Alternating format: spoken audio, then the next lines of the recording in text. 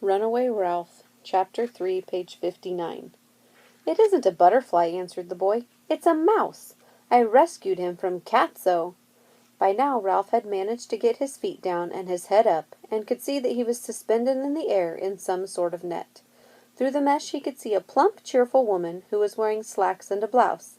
He also could see the boy, the same boy who had clumped through the Mountain View Inn in new cowboy boots, who was now holding him so ignominiously in the butterfly net.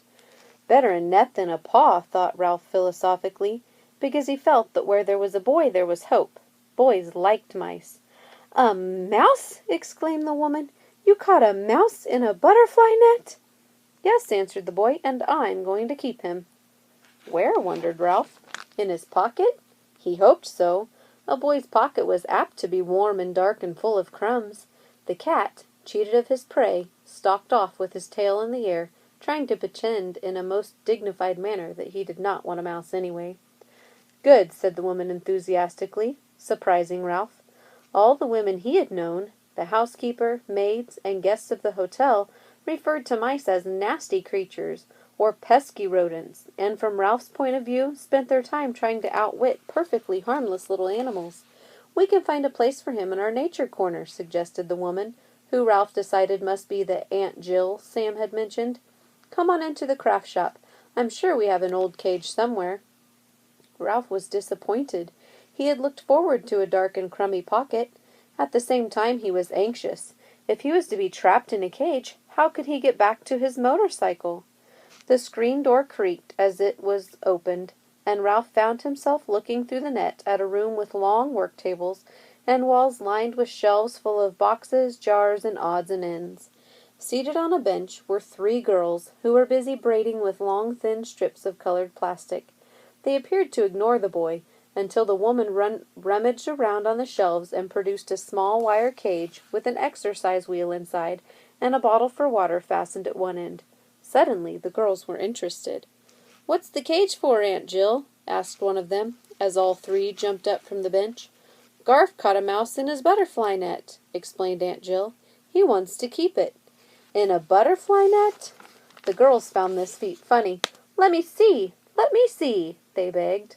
Ralph found himself being poked out of the net and into the cage. The door was closed behind him and fastened.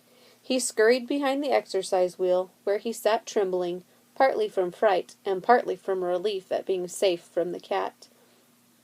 "Isn't he a darling?" cried the girls, their faces large and close to the cage bars. "Isn't he sweet? Those teeny tiny ears! Look at those itsy bitsy paws!"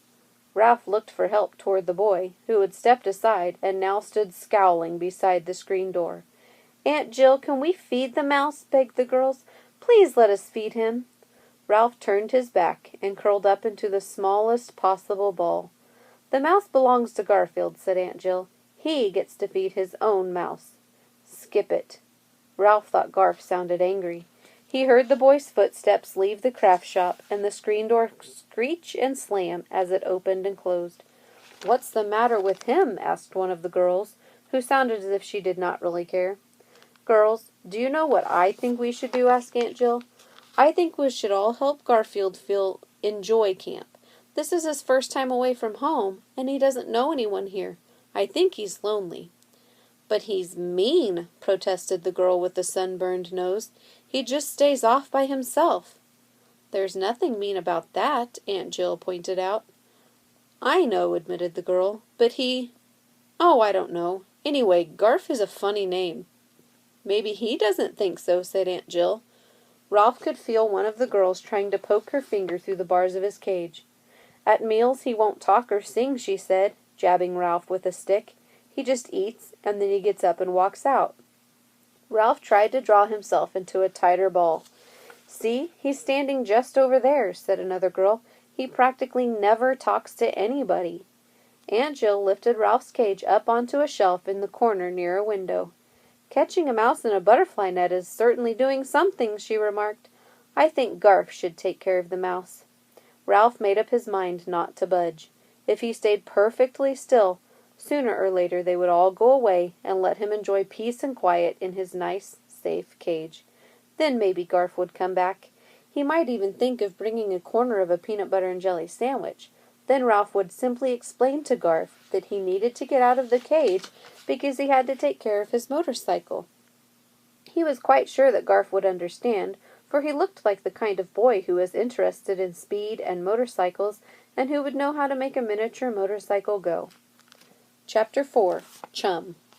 When Ralph awoke, the camp was dark. Crickets chirped in the weeds outside the craft shop. In the distance, frogs croaked. Were suddenly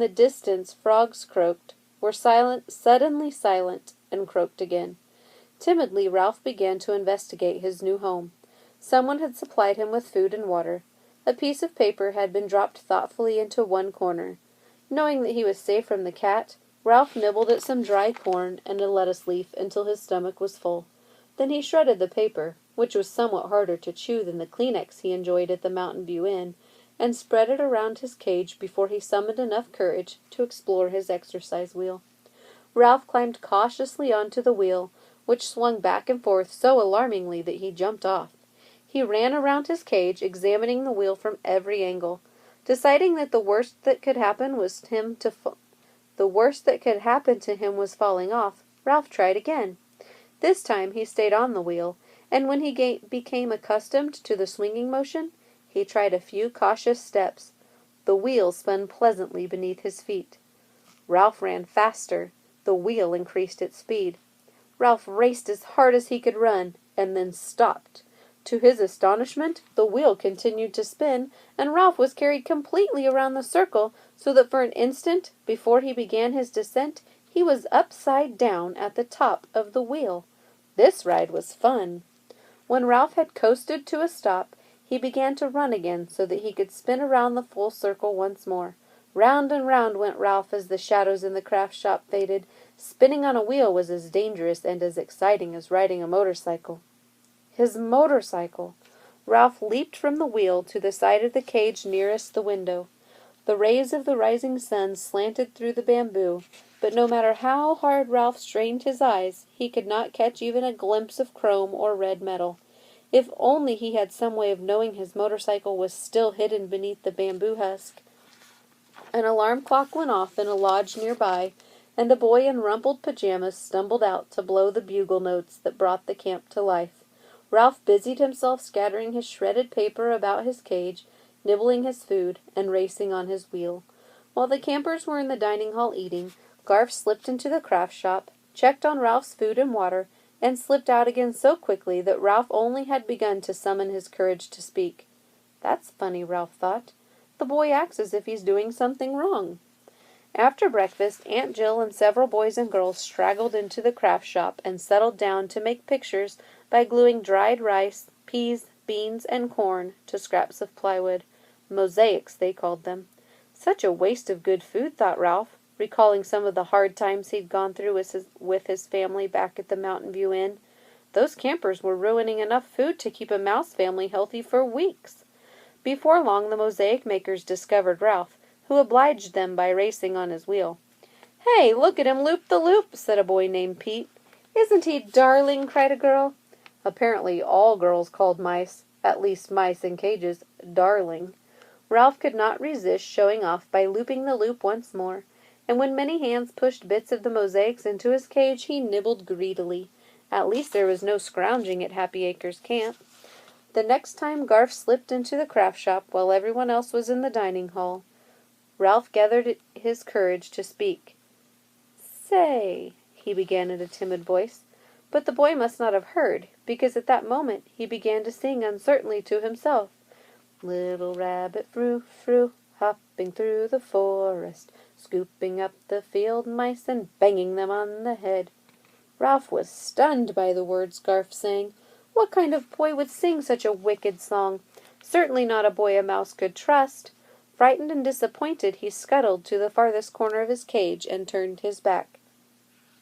Down came the good fairy, and she said, "Little rabbit frou-frou, I don't want you, hopping through the forest, scooping up the field mice and banging them on the head."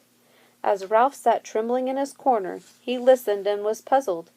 Garf, with obvious pleasure, was singing the same words the campers were singing in the dining hall, but the tune was different. When their voices went up, Garf's went down. When their voices went down, Garf's went up. Sometimes his voice did neither, but wavered someplace in the middle. Ralph was bitterly disappointed by this whole turn of events. Garf was not interested in speed and motorcycles. He was interested in singing and in banging field mice on the head. The hot summer days droned on. Ralph was supplied with more food than he could possibly eat, and his exercise wheel kept him trim. Whenever Catso sneaked into the craft shop and showed an interest in Ralph's cage, someone snatched him and shoved him out the door. Life was safe, comfortable, and not unpleasant. From his cage near the window, Ralph had a good view of the camp. To the left through the bamboo he could see the boys' lodges. To the right were the girls' lodges. Before him lay the dining hall, the camp office, a trampoline, a swimming pool, and a circle of benches and old school desks in front of a platform that held a piano. Off to the right, beyond the shade of the walnut trees, a pasture shimmered in the summer heat. Counselors, who were college students like the summer help at the Mountain View Inn, led the activities of the campers, and one counselor lived in each lodge with 8 or 10 campers.